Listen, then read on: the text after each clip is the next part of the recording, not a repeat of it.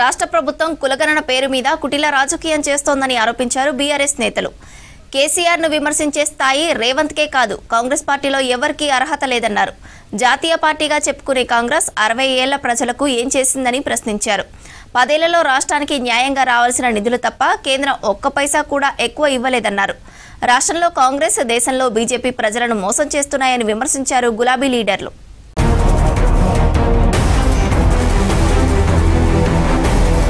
సంగారెడ్డి జిల్లా గుమ్మడిదలను మరో లగచర్ల చేయొద్దన్నారు మాజీ మంత్రి బీఆర్ఎస్ ఎమ్మెల్యే హరీష్ రావు. సంగారెడ్డి జిల్లా గుమ్మడిదల మండలంలో డంపింగ్ యార్డు ఏర్పాటును వ్యతిరేకిస్తూ నిరసన చేస్తున్న రైతులు, స్థానికులకు మద్దతు తెలిపారు హరీష్ రావు. ప్రజల ఆరోగ్యాలు దెబ్బతింటాయని చెప్తున్నా పట్టించుకోవడం లేదని విమర్శించారు. వెంటనే డంపింగ్ యార్డు రద్దు చేయాలని డిమాండ్ చేశారు బీఆర్ఎస్ నేతలు.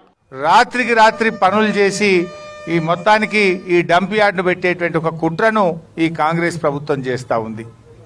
మీరు ఎక్కడైనా ఊర్లు లేని కాడ, ప్రజలు లేని కాడ, ఎవరికి ఇబ్బంది లేని కాడ పెట్టాలి. ఇక్కడే మీరు ప్రజల్ని అడగలే, ప్రజల అభిప్రాయం తీసుకోలే. ఏమనంటే 2008లో రాజశేఖర రెడ్డి గారు ఉండగానే పెట్టినాం, అది అప్పటిదే 2008కేలు ఉన్నది అని చెప్పి కొత్త కథలు చెప్తున్నారు. నీళ్ల కోసం మరో పోరాటానికి సిద్ధమవుదామన్నారు హరీష్ రావు. సంగమేశ్వర, బసవేశ్వర సాగునీటి ప్రాజెక్టులను కాంగ్రెస్ నిర్వీర్యం చేసిందని మండిపడ్డారు. హైదరాబాద్ కోకాపేటలోని తన నివాసంలో సంగారెడ్డి జిల్లా పార్టీ ఎమ్మెల్యేలు, ముఖ్య నేతలతో సమావేశమయ్యారు హరీష్. జహీరాబాద్, సంగారెడ్డి, నారాయణఖేడ్, ఆందోళ్ నియోజకవర్గాల బీఆర్ఎస్ కార్యకర్తలను సమాయత్తం చేయాలని సూచించారు.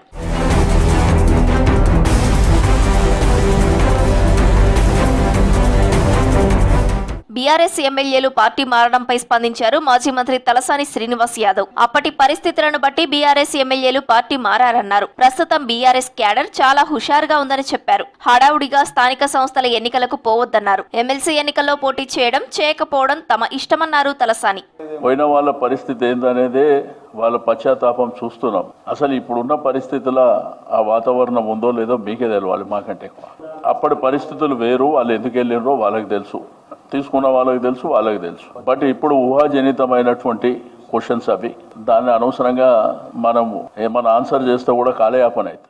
రాజ్యసభలో కేంద్ర మంత్రి నిర్మలా సీతారామన్ వ్యాఖ్యలు బాధ్యత రాహిత్యమన్నారు మాజీ ఎంపీ వినోద్ కుమార్. 10 ఏళ్ల కేసీఆర్ పాలనను సీతారామన్ చులకన చేసి మాట్లాడారని ఆరోపించారు. కేసీఆర్ అప్పులు తెచ్చి ఆస్తులు సృష్టించారన్నారు. కాళేశ్వరం కింద భారీ రిజర్వాయర్లు కట్టామన్నారు వినోద్ కుమార్.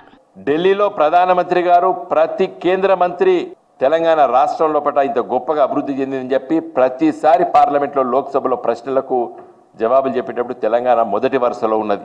దేశంలో కూడా 20 మంచి గ్రామాలు ఎంపికైతే 19 గ్రామాలు తెలంగాణ గ్రామాలు ఎంపికైనాయి. ఇప్పటికైనా నిర్మలమ్మ గారు మాట్లాడిన మాటలను మీరు తప్పని చెప్పి వచ్చేటి కోసం కొట్లాడుండ్రి. 8 మంది గెలిచిండ్రు. తెలంగాణలో విద్యారంగాన్ని రేవంత్ ప్రభుత్వం పూర్తిగా నాశనం చేసిందని ఆరోపించారు బీఆర్ఎస్ నేత ఆర్ఎస్ ప్రవీణ్ కుమార్. కేసీఆర్ ఆనవాళ్లు కనుమరుగు చేసే పనిలో రేవంత్ బిజీగా ఉన్నారని చెప్పారు. కాంగ్రెస్ పాలనలో కబ్జాలు, దోపిడీలు జరుగుతున్నాయని విమర్శించారు ఆర్ఎస్ ప్రవీణ్. ఈ నెల 17న కేసీఆర్ పుట్టినరోజు సందర్భంగా రాష్ట్ర వ్యాప్తంగా సేవా కార్యక్రమాలకు పిలుపునిచ్చింది బీఆర్ఎస్. ఫిబ్రవరి 17న తెలంగాణ భవన్లో 71 కిలోల కేక్ కట్ చేయనున్నారు కేటీఆర్.